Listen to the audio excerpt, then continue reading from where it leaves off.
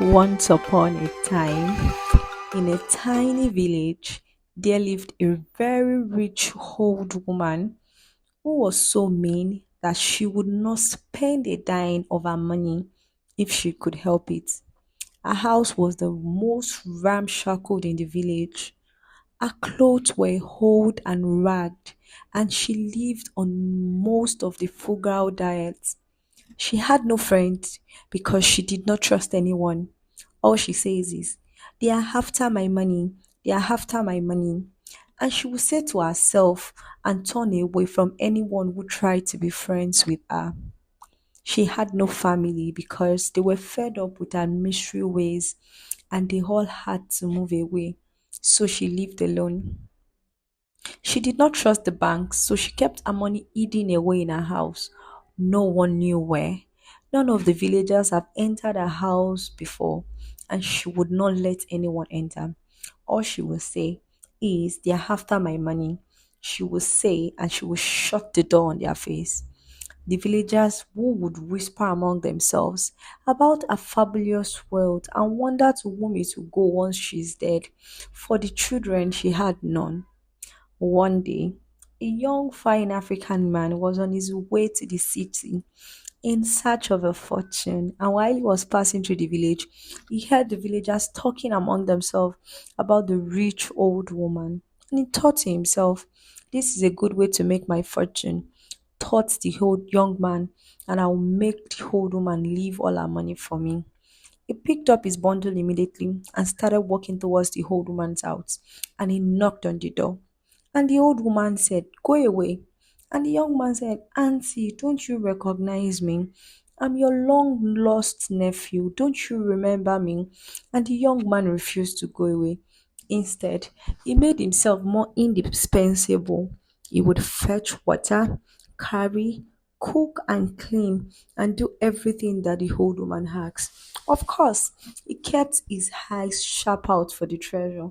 Perhaps the old woman would sleep, let him know where she had hidden her fortune. But the old woman was always very careful. Despite the man's efforts, he could not find that money. Months passed, and the old woman became very fond of the young man. One day, the old woman fell ill. The young man ran to the doctor and did all he could to make her comfortable. But the old woman grew steadily worse. She knew she was going to die soon. She called the young man and said to him, son, my time has come. When I'm gone, this house and all that I have belongs to you. But on one condition, when I am dead, you must place me on my funeral pyre with a pillow. I love my pillow. It gives me comfort even in death. Do you promise me?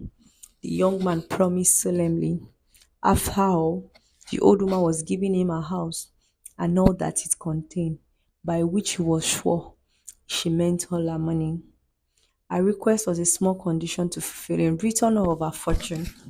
Soon after, the young man went out one day, and before he got back, the old woman died.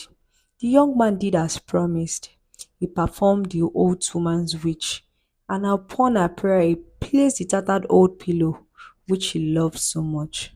He lifted up the pair, and as he watched it burn, the only thought in his head was the house that she had left him and the treasure inside.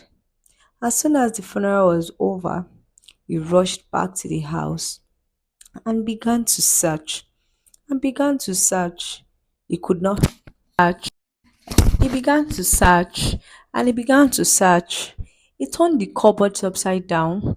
He tore the walls, the ceiling. He dug up the floor, but he could not find any treasure. It had to be the house or somewhere.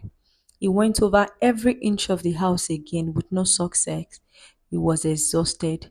He cursed the old woman. Where did the old crone hid her money? He cried. Did she take it with her when she died? And of course, she had in the pillow, she had asked the young man to burn on a funeral pile. Was she a smart one? Please drop the comments below.